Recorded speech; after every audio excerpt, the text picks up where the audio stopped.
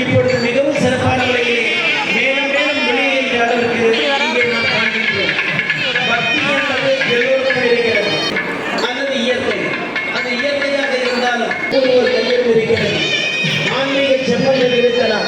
அதே நேரத்தில் ஆன்மீக பக்தர்கள் இருக்கும் பொழுதுதான் அந்த ஆன்மீக செம்மல்களுக்கும் தனக்கு ஒரு வாய்ப்பு கிடைத்து அதன் மூலமாக இந்த மகா கும்பாபிஷேகத்தினை செய்கின்றார்கள்.